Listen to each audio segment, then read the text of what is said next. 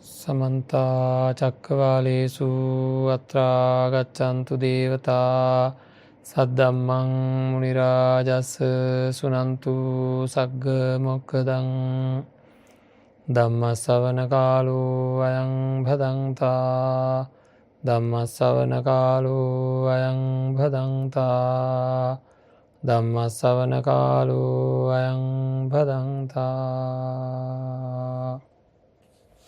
නමෝ තස්ස භගවතු අරහතෝ සම්මා සම්බුද්දස්ස නමෝ තස්ස භගවතු අරහතෝ සම්මා සම්බුද්දස්ස නමෝ තස්ස භගවතු අරහතෝ සම්මා සම්බුද්දස්ස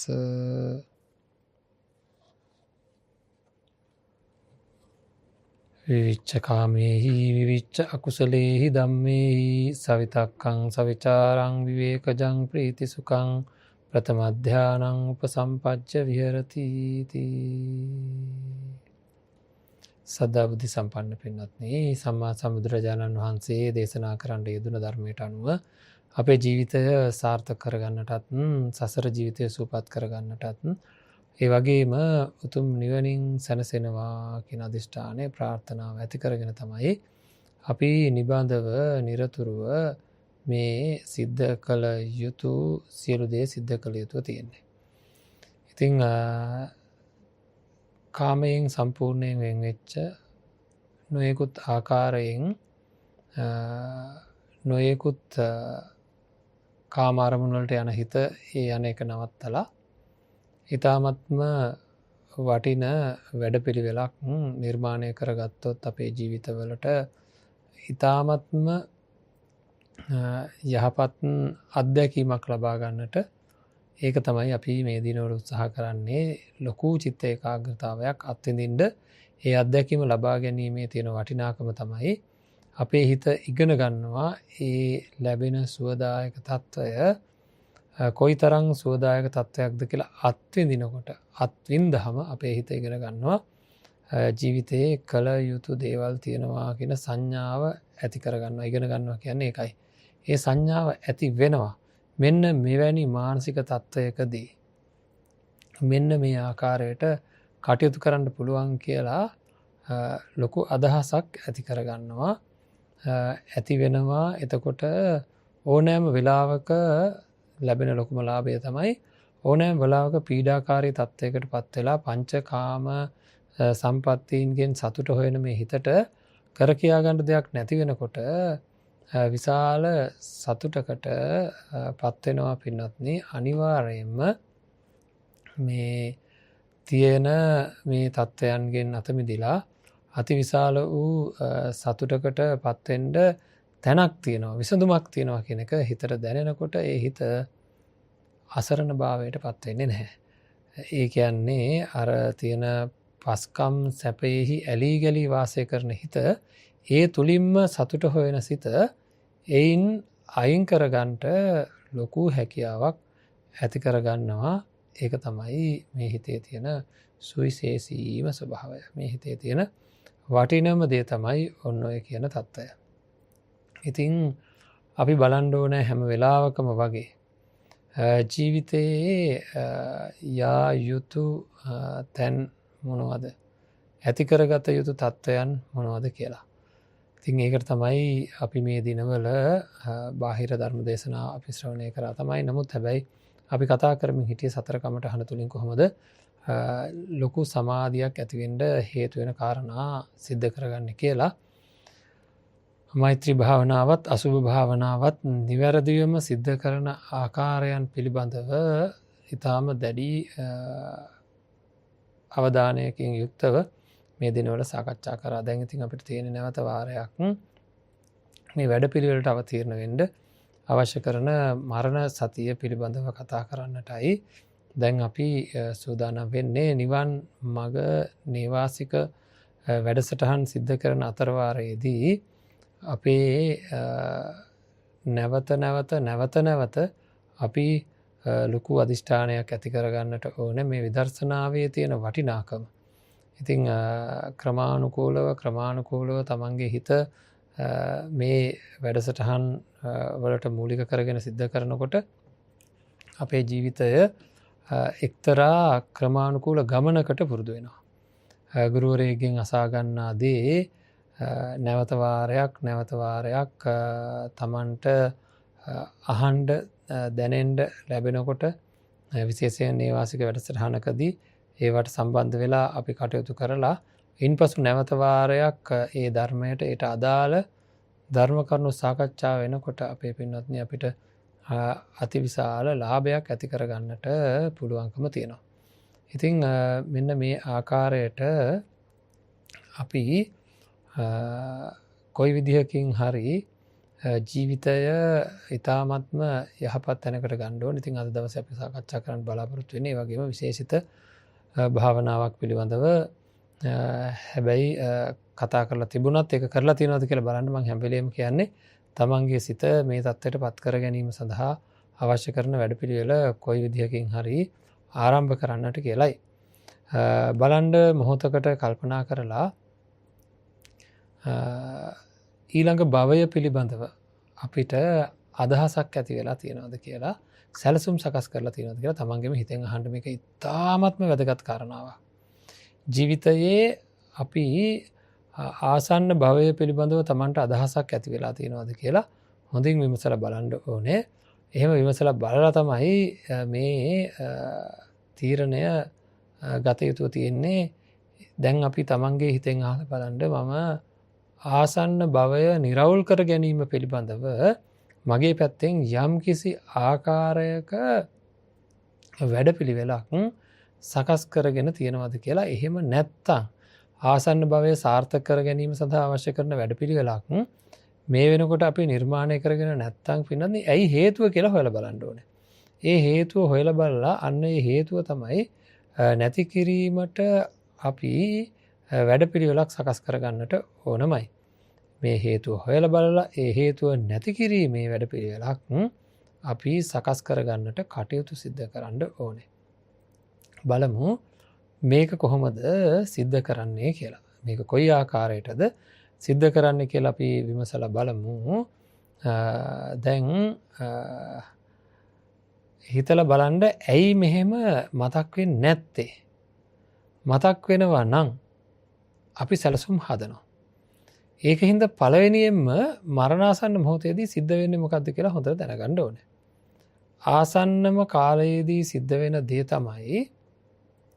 ආසන්නම කාලයේදී සිද්ධ වෙන දේ තමයි අපේ පින්නත්නේ මේ මරණාසන්න කාලයේදී අපිට ඊළඟ භවයට බලපාන කර්ම වේගයන් මොනවද කියලා අපි හරියටම දැනගන්න ඕනේ. එතකොට පළවෙනියෙන්ම හේතු වෙන්නේ ගරුක කර්මයයි. කෙටියෙන් අපි මතක් කරොත් තමන් කුමන හෝ ධ්‍යාන බලයක් ලබාගෙන තියෙනවා නම් නැත්නම් පංචානන්තරීය පාප කර්මයක් සිද්ධ කරගෙන තියෙනවා නම් ඔන්න පුණ්‍ය භාගීය අපුණ්‍ය භාගීය දෙපැත්තෙන් කරදරකාරී තත්ත්වයක් ඇති වෙනවා. අන්න ඒක තමයි පුණ්‍ය භාගීය පැත්තෙන් අපිට ඇති වෙන කරදරයක් නැහැ. ඒ පැත්තෙන් පැහැදිලිවම අදාළ බ්‍රහ්ම ලෝකයේ උපදින ධ්‍යාන බලයක් ලැබලා තියෙනවා නම් අපුණ්‍ය භාගීය පැත්තෙන් නම් අනිවාර්යයෙන්ම අපායට යන්නට සිද්ධ වෙනවා. එතන අපාය උප්පත්තිය ලබනවා. එතකොට ඒ තමයි ආනන්තරීය පාප කර්මය ගරුක කර්මය විදියට පරිසම්දෙනවා. ඒ වගේම ධ්‍යාන බලයක් තියෙනවා නම් දැන් මේ වෙනකොට ධ්‍යාන බලයක් තියෙනවා නම් බය වෙන්න දෙයක් නැහැ. ධ්‍යාන බලයක් නැති වුණොත් ඊළඟට අපිට විපාක දෙන්නේ ආසන්න කර්මයයි.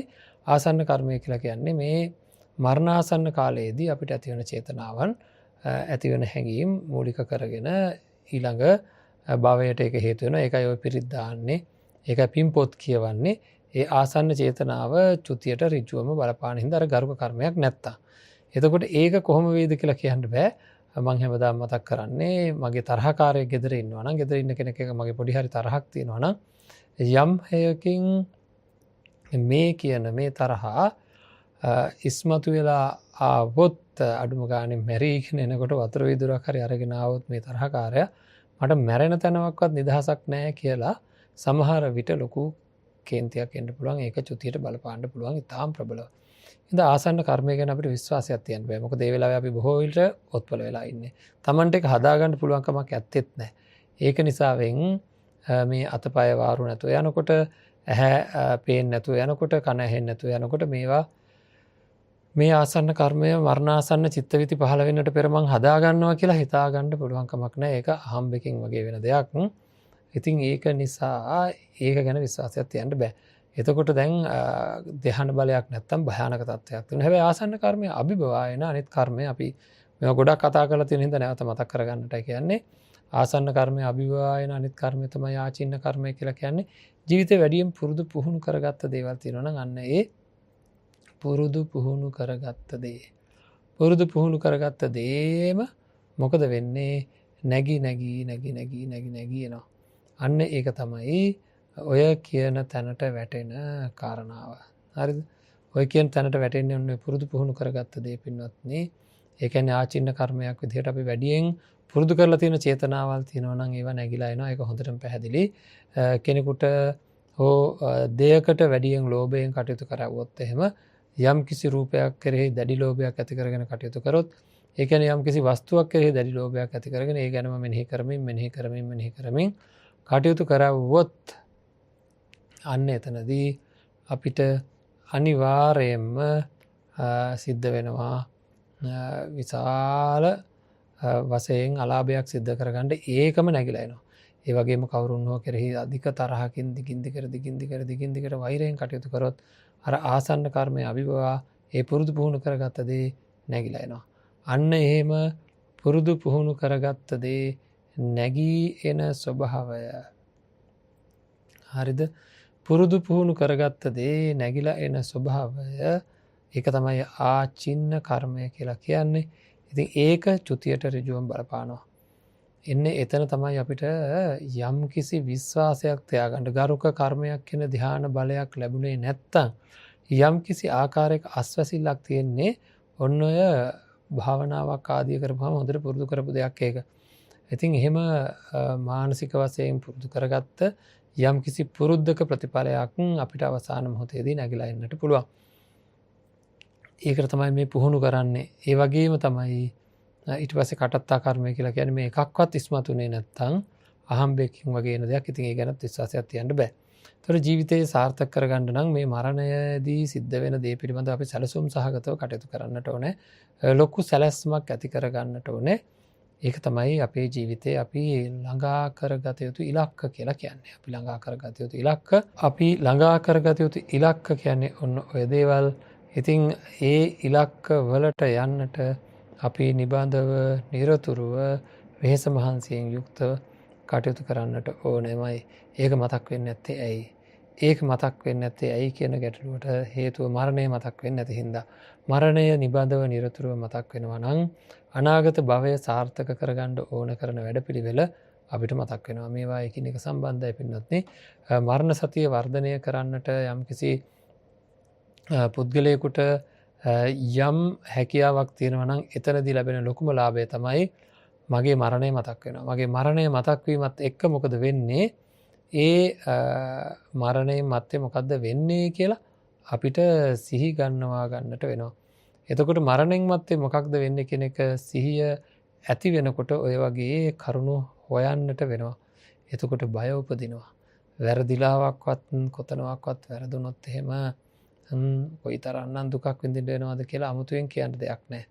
ඔය කර්මයන් 4 ගැන හොඳට විග්‍රහ කරපුවාම මේ මරණාසන්න මොහොත තව මොහොතකින් උදා වෙයි කියන හැඟීම තියෙනවා නම් තව මොහොතකින් උදා විය හැකිව තියෙනවා කොහොමද කියලා කියන්න පුළුවන්කමක් නැහැ. පුදුමාකාර තත්යකට වැටෙනවා පින්නත් මේ ජීවිතය අනුන් මත රඳා පවතින එකක් බව එතකොට හොඳට තේරෙනවා.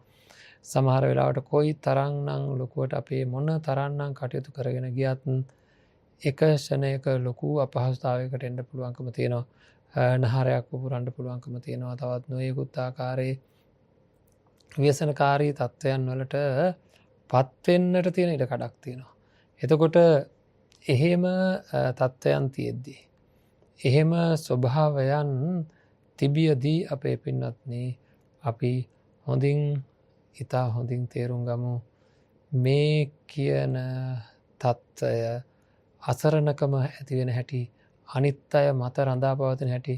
එතකොට තමයි වෛද්‍යවරුන්ගේ අනිකුත් උදව් උපකාර කරන අයගේ මත ජීවිතේ රඳා පැවතිලා දින ගාණක් තියෙන වෙලාවකට එතකොට එයාලාගේ ක්‍රියාකාරිත්වයන් තුළ තමයි සමහර වෙලාට හුඟක් වෙලාට ජීවිතය රඳාපවතින්නේ. ඉතින් එහෙම අසරණ තත්ත්වයකට වැටෙනවා. ඒක කොයි මොහොතද කියලා කියන්න බෑ. ඉතින් මෙන්න මේ වගේ තත්ත්වයන් එක්ක අපි යම් විදිහකින් මානසික ස්ථාවරයක් ඇති කරගෙන තිබුණේ නැත්තම් ආචින්න කර්මයක් විදිහට මේ මරණයට බය නූපදින විදිහට මරණය පිළිබඳ සූදානමක් වෙලා තිබුණා නම් මරණය ආසන්නයේදී සිද්ධ වෙන දේවල් වලදී කම්පනයකට ලක් වෙන්නේ නැති වෙන්න මට දැන් තව ටික දවසකින් මගේ දරුවන් දාලා යන්න වෙනවා මගේ දෙමව්පියන් දාලා යන්න වෙනවා මං හදාගත්ත ගෙදර අතහැරලා යන්න වෙනවා මගේ සමහර විට මම ගෙවන සුපෝපභෝගී ජීවිතය මගෙන් අහිමි වෙනවා මගේ කාමරය අතහැරලා දාලා යන්න වෙනවා මගේ පරිසරය අතහැරලා දාලා යන්න වෙනවා මම අමාරුවෙන් හදපු නිවස මම අමාරුවෙන් සකස් කරපු ගෙදර මට අතහැරලා දාලා යන්නට සිද්ධ වෙනවා අන්න ඒ වගේ දේවල් වලදී ඇතිවෙන කම්පනය ඇතිවෙන වේගය අපි ඉතාමත්ම දැඩිව කල්පනා කරන්නට ඕන තත්ත්වයක් තමයි තියෙන්නේ. එතකොට කොයි විදිහකින් හරි බයක් ඇතිවුණොත් ඒක තැනකදී හරි ලෝභයක් ඇතිවුණොත් ඒක දිගින් දිගට බලපානවා. තමන්ගේ නිවසෙන් අයින් වෙන්න සිද්ධ වෙනකොට තේරුණොත් ආයෙ නමට ගෙදරට එන්න හම්බෙන්නේ නැති වෙයි කියලා. තමන්ගේ බාහිර පරිසරයෙන් අයින් වෙලා නිවසට යම් විදිහකින් කොටු වෙන්නට සිද්ධ වුණොත් අන්න ඒ වෙලාවල් වල නිවසට කොටු වෙන්නට සිද්ධ වුණොත් ඒ වෙලාවේදී ආය බාහිර පරිසරයට සම්බන්ධ වෙන්න බැරි වෙයි කියලා ලොකු බයක් ලොකු දුකක් ලොකු කලකිරීමක් ආය මට මේ දේවල් ජීවිතේ කවදාකවත් දකින්න හම්බෙන්නේ නැහැ කියලා ලොකු ගැටලුවක් වෙන්න පුළුවන්. නිවසෙන් සම්පූර්ණයෙන් අයින් වෙලා ස්පිරිතාලයක වෙනත් කොහේ හරි තැනක ඇඳකට කොටු වෙලා Tamanට දැනුණොත් ආය කවදාකවත් නිවසට යන්න හම්බෙන්නේ නැහැ කියලා සමහර අය අධික පීඩනයකට ලක් වෙනවා. ගෙවපු ජීවිතේ සමහර දේවල් ගැන හරියට මතක් වෙන වාහනයක් එලවගෙන ගිය හැටි තැන් තැන්වල ඇවිදින්න ගිය හැටි විනෝද ගමන් ගිය හැටි හැබැයි ඒ දේවල් වල තියෙන දුක්ඛිත තත්ත්වය නෙවෙයි පින්වත්නි ඒවා යම් විදිහකින් ඒවා පිළිබඳව දැනගන්නකොට ඒ දේවල් වල තිබ්බ දුක්ඛිත තත්ත්වය නෙවෙයි මතකයට එන්නේ ඒ දේවල් වල තිබුණ පුංචි සැපයන් තියෙනවා නම් ඒව නැති වුණා කියලා තමයි දුකටපත් වෙන්නේ ඒවයි ඇත්ත තත්ත්වය දන්නේ නැති හින්දා ඉතින් ඒක කාටත් වෙන දෙයක් කවදා හරි වෙන දෙයක් කියලා මතකයේ නැති නිසාවෙන් මේ ගැටලුවට පත් වෙනවා. දන්නේ නැති හින්දා, ඒ සංඥාව නැති හින්දා. අන්න ඒකයි මෙවැනි සංඥා ඇති කරගත යුතුව තියෙන්නේ. ඒවත් එක්ක ජීවිතයේ තියෙන මේ තද බල ප්‍රබල බැඳීම් වල ස්වභාවයන් අපේ මනසට වැටහෙනවා. ඒත් එක්කම පින්නන්නේ කොයි හරි වෙලාවක අපේ මේ S2 නිසා අපි මේ ලෝකෙට සම්බන්ධ වෙලා ඉන්නවා. ඒ S2 කොයි හරි වෙලාවක නැත්තරම නැති වෙලා යනවා. බලන්න සමහර රූප වලට අපි හරියට බැඳිලා. හරිද? සමහර රූප වලට අපි හරියට බැඳිලා.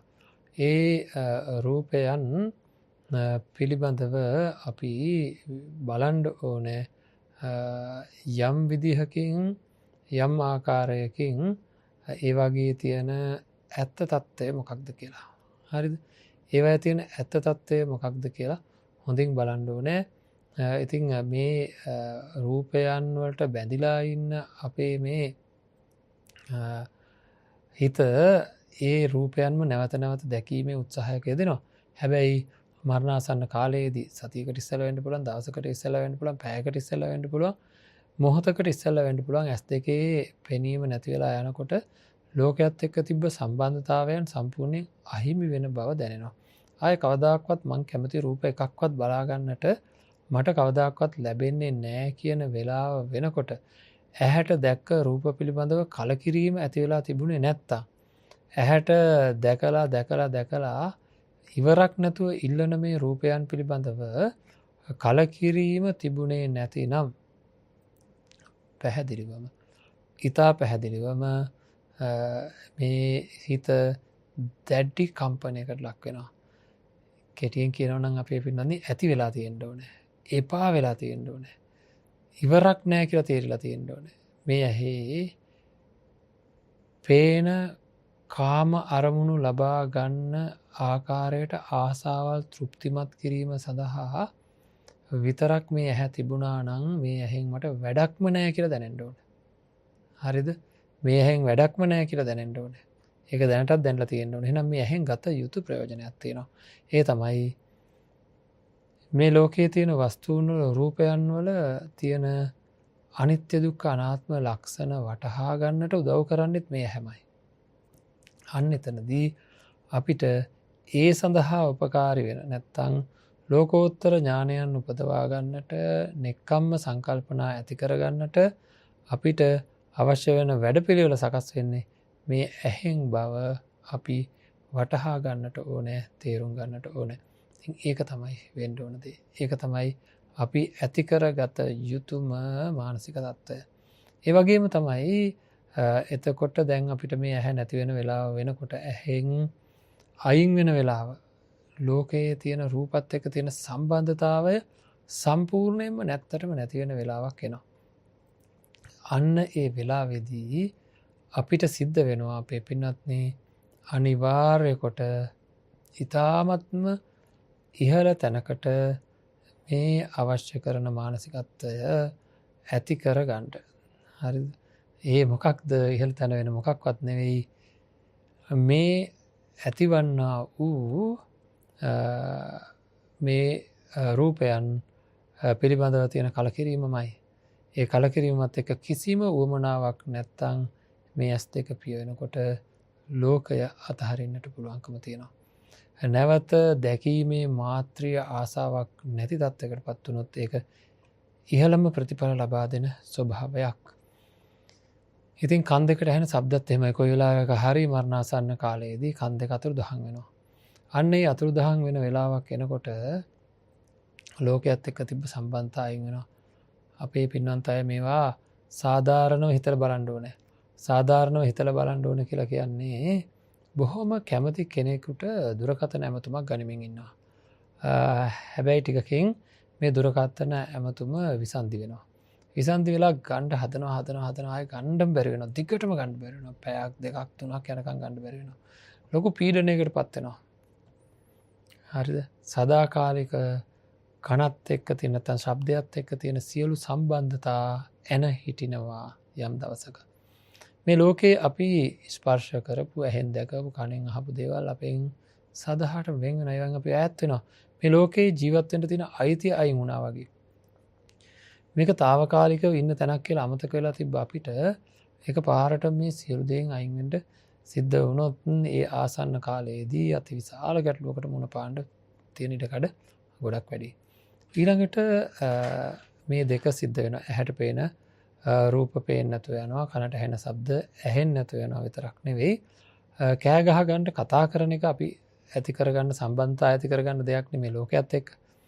අන්න ඒ කතාවට නැවතීමේ තිතක්. ඒ කියන්නේ මේ කතා කරගන්න මේ ඇතුලෙන් අපේ පින්නත් අපි දන්නවා මෙහෙම උත්සාහයක් ගන්නවා. හිතෙන් එන ගලාගෙන ඒම තමයි මේ කතාව නිර්මාණය වෙන්නේ ඒකෙන්. අන්න ඒක අපි තේරුම් ගන්න ඕනේ. ඒක තේරුම් අරගෙන අපිට පුළුවන් වෙන්න ඕනේ අපේ ජීවිතය සකස් කරලා අපේ ජීවිතය තේරුම් අරගෙන කටයුතු කරන්න මේ ශබ්දයෙන් අපි කරන එහා පැත්තත් එක තියෙන සම්බන්ධකම් ඔක්කොම නවතිනවා. දැන් බලන්නකෝ ඇස් දෙක පේන්නේ නැතුව ගිහිල්ලා කන් දෙක ඇහෙන්නේ නැතුව ගිහිල්ලා කතා කරන්න උවමනාවක් තියෙනවා කතා කරගන්න බෑ. අතපය ඔසවා ගන්නට උවමනාවක් තියෙනවා. හැබැයි ඒ අතපය ඔසවා ගන්නට උවමනාවක් තිබුණාට අතපය එස වෙන්නේ නැහැ. හිතෙන් බලය යෙදෙව්වට අත උස්සන්නට බෑ. කකුල උස්සන්නට බෑ. හරිද? නැගිටින්නට බෑ. කතා කරගන්නට බෑ. ඇහෙන්නේ නැහැ මොකුත්. පේන්නේ නැහැ මොකුත්. මොන වගේ හැඟීමක් ඇති වෙනවද කියලා හිතලා බලන්න. එහෙනම් ගෙදරකට කොටු වෙනකොට, රෝහලක ඇඳකට කොටු වෙනකොට, ඇහැ නැති වෙනකොට, කන නැති වෙනකොට, කතා කරගන්න බැරුව යනකොට, අතපය හොල්ල ගන්න බැරුව යනකොට තව නොයෙකුත් දේවල් වෙනවා.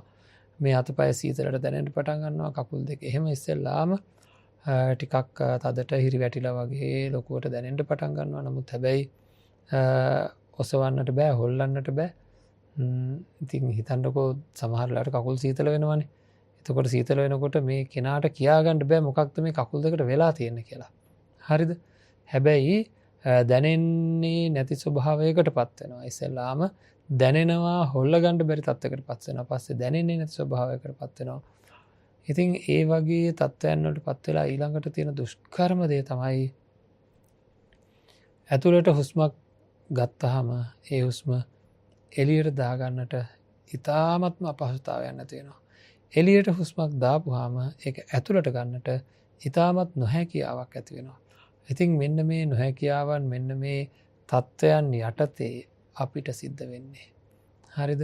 අපිට සිද්ධ වෙන්නේ අපේ පින්වත්නි අතිවිශාල ගැටලුකාරී තත්ත්වයකට මුහුණ පාන්නටමයි. හරිද? මොකක්ද අතිවිශාල ගැටලුකාරී තත්ත්වය කියලා කියන්නේ? හිතේ ඊටාම ප්‍රබල විදිහට තණ්හාව උපදින එක. ඇයි නැති වෙනකොට යමක් අනේ මට තව ටිකක් ඉන්න තිබුණා නම් මට මේවා නිවැරදි කරගන්න තිබ්බා කියලා අර ඕවා හරියට වෙනවා පින්වත්නි. විභාගයක් ආසන්න වෙනකොට හිතන තව මාසයක් තිබ්බනම් මම දන්නවා කරන හැටි සතියකට ආසන්න වෙනකොට තව සතියක් තිබ්බනම් දන්නවා අන්තිමට තව දවසක් තිබ්බනම් දන්නවා අන්තිමට තව පැයක් තිබ්බනම් මේ ටික පාඩම් කරගන්න කියලා දන්නවා කියලා අන්න එවැනි හැඟීම් ඇති වෙනවනේ. ඒ වගේ තමයි මැරීගෙන යනකොට මම මෙච්චර දේවල් කරා තව ටික දවසක් තිබුණා නම් කියලා ජීවත් වෙන්න පුදුමාකාර වමනාවක් ඇති වෙන තණ්හාවක් ඇති වෙනවා. ඒ තණ්හාවට බෑ ජීවත් කරවන්නට. ඒ තණ්හාවත් එක්ක මරණයට පත්වීමට පුළුවන් වෙන එක කාරණාවක් නැවත උත්පත්තිය ලබා දෙන්නට. නැවත උත්පත්තිය ලබා දෙනකොට මේ තණ්හාව හේතු වෙලා නැවත උපදිනකොට ඒ උපදින්නේ හැබැයි තමයි මේ වෙනකොට කරගෙන තියෙන පුණ්‍යාභී අපුණ්‍යාභී ආනෙන්ජාභී සංස්කාරයන් හේතු කොටගෙන. හරිද? පුණ්‍යාභී අපුණ්‍යාභී ආනෙන්ජාභී සංස්කාරයන් තමයි මේ කියන තත්ත්වයන් වලට පත් කරන්නේ. නැවත උත්පත්තියේදී හේතු වෙන්නේ ඔය චුතිසිතට හේතු වෙන්නේ ඔය කාරණා ටිකමයි. ඒ ටිකම තමයි අපි කලින් කතා කරේ. එතකොට ඒ කාරණා හේතු වෙලා තමයි අර පුණ්‍යාභී අපුණ්‍යාභී ආනෙන්ජාභී සංස්කාරයන් හේතු වෙලා තමයි අර ගරුක කර්මයක්ද ආසන්න කර්මයක්ද ආචින්න කර්මයක්ද කියලා තීරණය වෙන්නේ. ඉතින් මේ ඔක්කොමත් එක්ක අපි ඔන්න ඔය විදිහට මේ සිද්ධිය සිද්ධ වෙන ආකාරය ඔය විදිහට මෙනෙහි කරන්න ඕනේ. ඒක තව ෂණයකින්ද කියලා කියන්න බෑ කියන එක මෙනෙහි කරන්න. ඒකට තියෙන හේතු සාධක මෙනෙහි කරන්නට ඕන. මේ ශරීරයේ කිසිම ස්ථාවර භාවයක් නැති බව මෙනෙහි කරන්නට ඕන. තව මොහොතකින් ඇතිවෙන යම් කිසි ආකාරයකින් ඇතිවෙන ආහාරය ගැන ඇතිවන්නා වූ තත්ත්වය මේ ආහාරය අපත්‍ය වීමක් සිද්ධ වෙලා මගේ මරණයට පත් වෙන්න පුළුවන්. තව මොහොතකින් මාව ඇදගෙන වැටිලා කලන්තේ දාලා වැටිලා නරක අනතුරක් වෙලා යම් කිසි විදිහට මරණය සිද්ධ වෙන්නට පුළුවන්. ඒ වගේ මෙනෙහි කිරීම කරන්න ඕනේ. එහෙම මෙනෙහි කිරීම කරපුවාම අපිට තේරෙනවා මේ ජීවිතය ඊටාම ෂණයකින් දිය වෙලා යන එකක් කියලා. ඒකත් එක්ක අපිට ඇති වෙනවා ජීවිතය අනියතයි මරණය නියතයි කියන හැඟීම වචනේ නෙවෙයි හැඟීමක් ජීවිතය අනියතයි මේ ජීවිතය කොහොමත් අනියතයි කිසිමම කෙනෙකුට මේ මරණයෙන් ගැලවෙන්න නැතුව ඉන්න පුළුවන්කමක් තියනවා කියලා අපි තේරුම් ගන්න ඕනේ. මරණයෙන් ගැලවෙන්නේ නැතුව ඉන්න බෑ. අනිවාර්යයෙන්ම යම් කිසි කෙනෙකුට තමන්ගේ ජීවිතයේ මරණයට පත්වෙන එක කොහොමත්ම නවත්තන්න පුළුවන්කමක් කිසිම කෙනෙකුට ඇත්තේ නැහැ. ඒවා පණිවිඩයක් විදිහට හිතට එන විදිහට සකස් කරගන්න ඕන. එහෙම සකස් කර ගන්නකොට හොඳට අර හිතේ ඇතිවෙන නොයෙකුත් දරුණු කෙලෙස් විවිධ කාමාරමුණු ටික ටික අඩි වෙනවා. එක එක්කෙනා ගැන දැඩිව තිබුණ ඉතා දැඩිව තිබුණ හැඟීම් ටික ටික පහ වෙලා යනවා.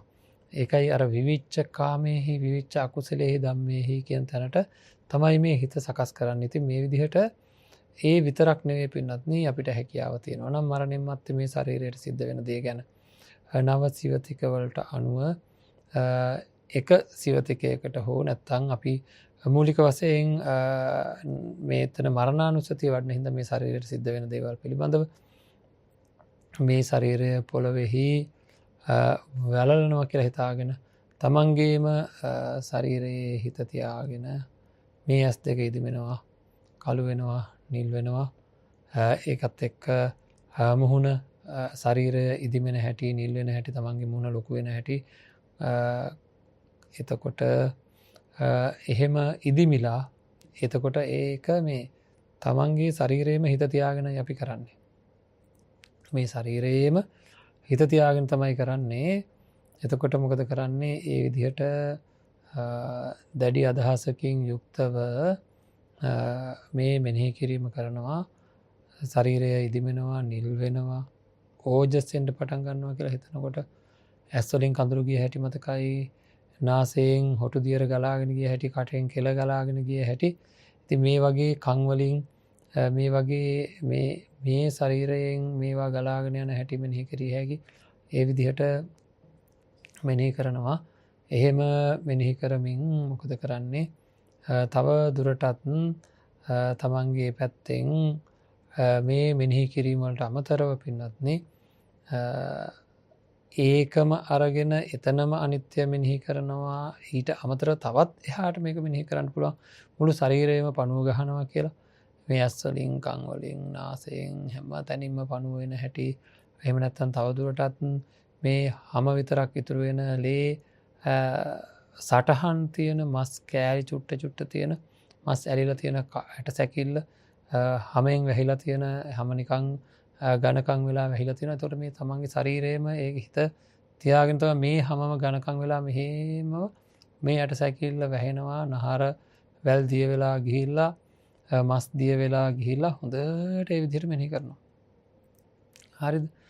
ඒකත් එක්ක ඊළඟට තවදුරටත් යනකොට මේ හැම සම්පූර්ණයෙන්ම විහිලිලා ගිහිල්ලා කුඩු වගේ කෑලි ගිහිල්ලා නහර වැල් අයින් වෙලා ඒවා විසිරීලා යනකොට ඔලු කට්ට කැරකිලා අනිත් පැත්තට වැටෙන හැටි, අත් දෙකේ කෑලි කැරවිලා මේ යට සැකිල්ල කෑලි කැරවිලා තැන් වලට යන හැටි, අත්තට එක පැත්තක, කකුල්ලට එක පැත්තක, ඉලෑට එක පැත්තක, හිස් කබල එක පැත්තක මේ විදිහට මේවා වෙන් වෙලා කෑලි වෙලා යනවා. ඉතින් එහෙම තත්යකට යනවා කියලා තමන් හොඳට මෙනෙහි කිරීමක් කරනවා.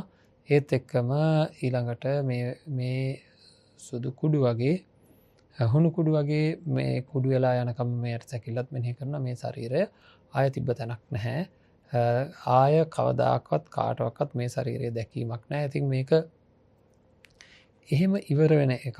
ඒක නැති වෙන එකක්. අතුරුදහන් වෙන එකක්. ඒ වගේ ලොකු හැඟීමක් ජනිත කරගන්න ඕනේ. මේ ගෙවන ජීවිතෙ මෙන්න මේ වගේ එකක්. එතකොට ඔන්න බලන්න රණ්ඩු සරුවල් අල්ලන්න හිතෙන්නේ නැහැ. කාටවත් පීඩාකාරී දේවල් කරන්න හිතෙන්නේ නැහැ. මේක හරියට මේ හැඟීම හැම වෙලෙම තියෙනවා නම් අපේ හිත ශාන්ත භාවයටපත් වෙනවා. නොයෙකුත් දේවල් හඹාගෙන අනවශ්‍ය විදිහට අනුන්ට කරදර කරගෙන යන්නට හිතෙන්නේ නැහැ. කොහොමත් අන් අයට උදව්වක් උපකාරයක් කරන්නටමයි සිත් පහළ වෙන්නේ. මේ විදිහට අපි ඊ타ත්ම දැඩිව මේ කටයුතු ටික සම්පාදනය කරගන්න ඕනේ. ඒවා ගැන අපි ඉතා හොඳින් විමසා බලන්නට ඕනේ. එහෙම බලලා මේ ජීවිතය සාර්ථක කරගන්න අපි යම් කිසි ආකාරයක වැඩපිළිවෙලක් සකස් කරගන්න ඕනේ. ඔය විදිහට අපිට හැකියාවක් තියෙන්න ඕන මේ ජීවිතයේ ගෙනියන වැඩපිළිවෙල ඊටාම නිර්වුල්ව අරගෙන යන්න අවශ්‍ය කරන්න ඔය වගේ මානසික තත්ත්වයක් සකස් කරගන්න ඕනේ. එතකොට තමයි නිර්වුල් වෙන්නේ. ඒ මොකද මේ සාමාන්‍ය ලෞකික ජීවිතයේදී අප්‍රමාදීව වැඩ කටයුතු කරන්න හේතුවක් වෙනවා. ඒ වගේම තමයි අර අනවශ්‍ය දේවල් වලට හිත දැඩිව ඇදී යන එක නවතින්නත් විශාල හේතුවක් වෙනවා. ඉතින් ඔය ආකාරයට තමන්ගේ ජීවිතය ගැන මෙනෙහි කරනවා වගේම අනුන්ගේ ජීවිතය ගැනත් ඔය විදිහට මෙනෙහි කරන්න ඕනේ. මගේ ළඟ ඉන්න අය, මගේ සහෝදරයෝ, ඥාතියෝ, දරුවෝ, දෙමාපියෝ මගේ ජීවිත කාලෙදිම මේ ඉරණමට ලක් වෙන්න තියෙන ඉඩකඩ ගොඩාක් වැඩි බව හිතන්නට ඕන. අපේ පින්වත්නි, ඒවා කොයි විදිහට දැනෙන්න ඕන කියන එක මම කියනවා. අපි තනකොළ පෙත්තක අගට පිනිබින්දුවක් අරගෙන අතින් අල්ලගෙන අහනවා මේකට මොකද දැන් වෙන්නේ? මේක වැටෙනවද කියලා අහපුවම කට්ටිය බලා ඉන්න කට්ටිය කියනවා ඔබ ඔක වැටෙනවා කියලා. ඔක වැටෙන්න පුළුවන්. ඒ වැටෙන්න පුළුවන් කියලා කියනකොට මේක වැටෙන්නේ නැහැ කියන අදහසක් එන්නේ නැහැ. මේක වැටෙන්නේ නැහැ කියන අදහසක් තමන්ගේ තුලින් නැగిලා එන්නේ නැහැ. එතකොට බලන්න ඒ කියන්නේ හැම වෙලේම මේක වැටෙනවා කියන හැඟීම තියෙනවා. තව මොහොතකින් මේක වැටෙන්න පුළුවන් කියන හැඟීම තියෙනවා. නමුත් තමන් ප්‍රියෝපදවන කෙනෙක් ගැන තව චුට්ටකින් මැරෙන්න පුළුවන් කියලා හිතුවට ඒ සිතුවිල්ලත් එක්ක එන්නේ මොකද්ද? නෑ ඒක තව මොහොතකින් වෙන්නේ නැහැ. පුළුවන් වෙන්න පුළුවන්. නමුත් ඒක නම් වෙන්නේ නැහැ කියලා දැඩි හැඟීමක් තියෙනවා. හරිද? මැරෙන්නේ නැහැ කියලා තව මොහොතකින්, දවසකින්, දවස් 2කින්, 3කින්, 10කින්, 15කින් හෝ මැරෙන්නේ නෑ කියන හැඟීම තියෙනවා. අන්න එක තමයි අපි හොඳට තේරුම් ගන්න ඕන කාරණාව. හොඳින්ම ඉතාම හොඳින් තේරුම් ගන්න ඕන කාරණාව තමයි මේ කියන දේ. ඉතින් මේක අපි ඉතා ඍජුව ඉතාමත්ම ඍජුව වටහා ගත යුතුව තියෙනවා. තේරුම් ගත යුතුව තියෙනවා. ඉතින් මේවා තේරුම් ගන්න ඕන මේ මරණ සතිය වඩනකොට අනුන්ගේ ජීවිත ගැන අපිට තියෙන ඇලීම අයින් වෙන්න ඕන, තමන්ගේ ජීවිතය ගැන තියෙන ඇලීම අයින් වෙන්න ඕන, ගැටීම අයින් වෙන්නට ඕන. ඉතින් මේ දෙක මේ විදිහට කරනකොට තමන්ගේ සහ අනුන්ගේ වශයෙන් සිද්ධ කරනකොට අපිට තේරෙනවා අහිමි වෙලා යන්න තියෙන දේවල් මේ ඔක්කොම කියලා. මේකෙදී ඇති වෙන වැරදි හැඟීම තමයි හුඟක් කට්ටිය අයියෝ එහෙනම් වැඩක් නැහැ දියුණු වෙලා. මුකුත් කරන්න ඕනේ නැහැ. මේවා ඍණාත්මක චින්තනයක් කියන අදහසට එන එක නැහැ. හරියට මෙනෙහි කරනවා නම් හෙට මේ වෙනකොට මැරෙන්නත් පුළුවන්, ඒ වගේම නොමැරෙන්නත් පුළුවන්. හරිද? මැරෙනවා කියන හැඟීමක් තියෙනවා. ඒ වගේම නොමැරෙන්නටත් පුළුවන්. එහෙනම් මේකේ තියෙන අවිනිශ්චිතභාවය හැබැයි තව හෙට මොහොතකින් නොමැරී වගේ තිබිලා මැරෙන්නට පුළුවන්. ඒ අවිනිශ්චිතභාවය දැනගෙන ජීවත් වීම. ස්ථීර වශයෙන් මැරෙනවා කියලාත් නෑ, ස්ථීර වශයෙන් මැරෙන්නෙම නෑ කියලාත් නෑ. දැනට තියෙන ස්ථීර වශයෙන්ම මැරෙන්නේ නෑ කියන හැඟීම. එතකොට ඒ දෙකම අයින් වෙලා තියෙන හින්දා ජීවිතේ ලෞකිකත්වයට හානියක් වෙන්න විදිහක් නෑ. මොකද ස්ථීර වශයෙන් මැරෙනවා කියලා දන්නවනම් හෙට දවල් වෙද්දී ආයෙ මේ මුකුත් කරන එකේ තේරුමක් නෑ. එතකොට එහෙම ස්ථීර වශයෙන් මැරෙනවා කියලා දන්නේ නැතුව නොමැරී ඉන්නත් පුළුවන් කමක් තියෙනවා කියලා මුකුත් කරන්න නැතුව හිටියොත් එහෙම ඒක මෝඩකමක් නෙවෙයිද? ඒක මෝඩකමක් නෙවෙයිද?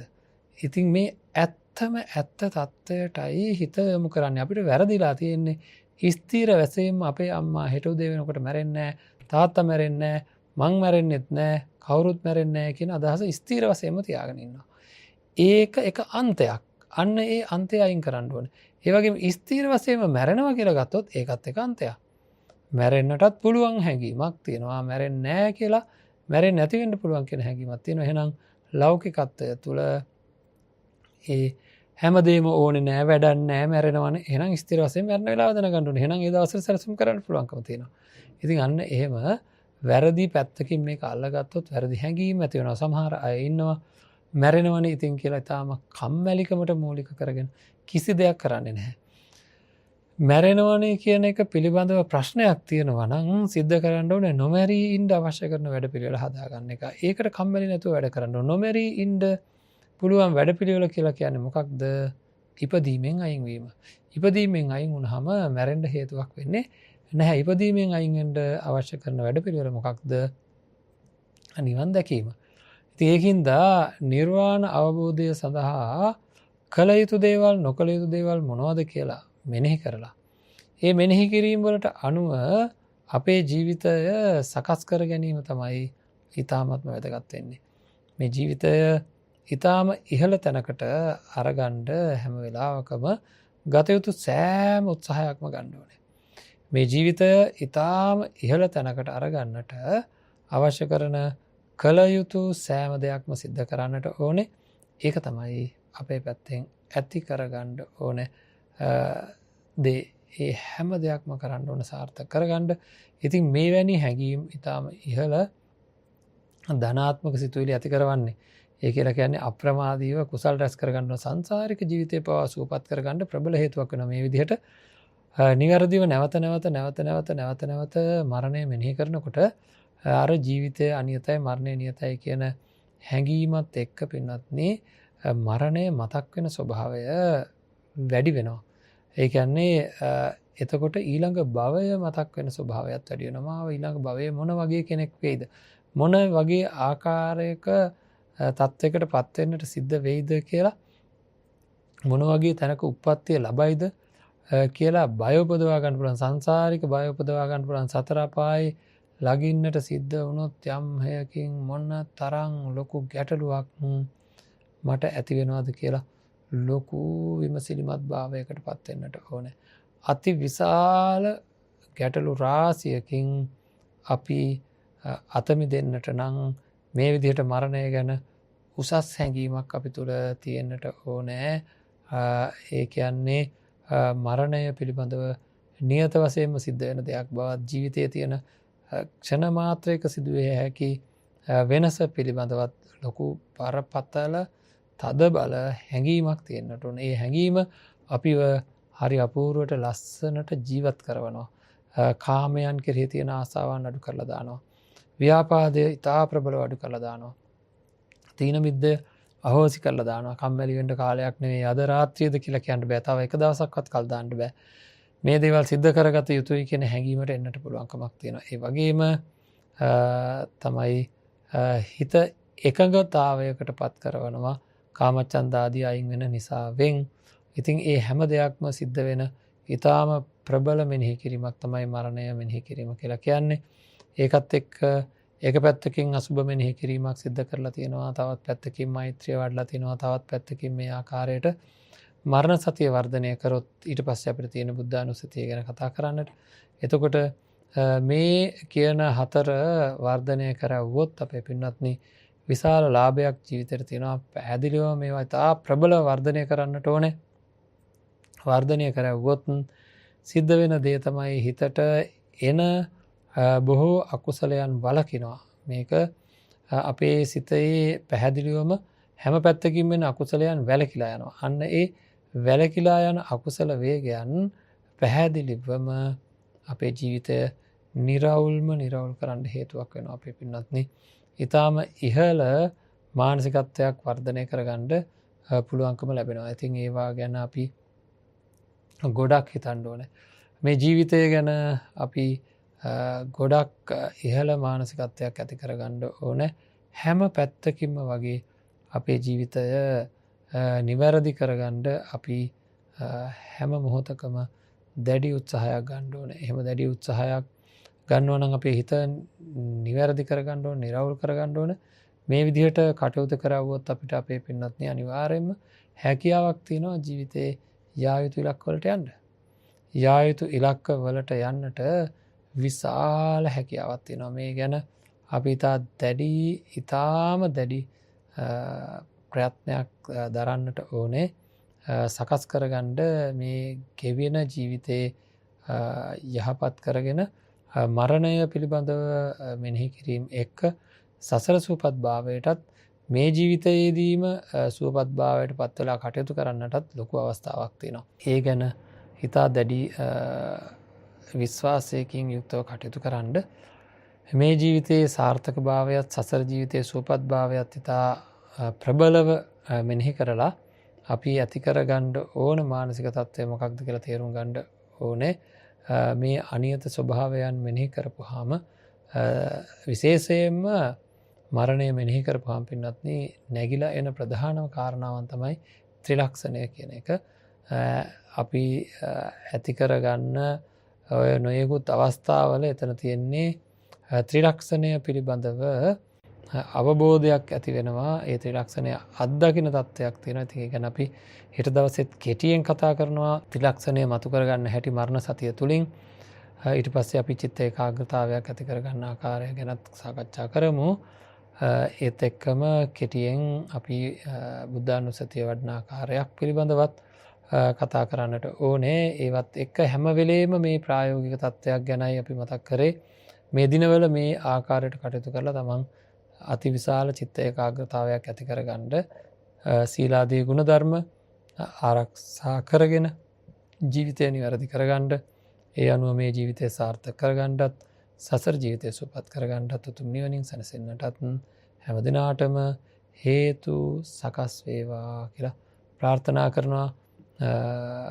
ශක්තිය, ධෛර්යය, වීරය, අධිෂ්ඨානය, වාසනාව, ප්‍රඥාව ආදී නිවන් දකින්නට තමන්ගේ තුළ වර්ධනය කරගත්තා වූ වර්ධනය කරගන්නට අවශ්‍ය කරන්නා වූ සියලු ගුණ ධර්මයන් පරිපූර්ණ වෙලා මේ ජීවිතය සාර්ථක වෙලා සසර සුවපත් වෙලා උතුම් චතුරාර්ය සත්‍ය ධර්මයම අවබෝධ වේවා කියලා හැමදෙනා වෙනුවෙන්ම ප්‍රාර්ථනා කරනවා. ආකාසට්ටා චුම්මට්ටා දේවා නාග මහිද්దికා පුඤ්ඤන්තං අනුමෝදිත්වා චිරං රක්ඛන්තු ශාසනං චිරං රක්ඛන්තු දේශනං චිරං රක්ඛන්තු මං පරන්ති.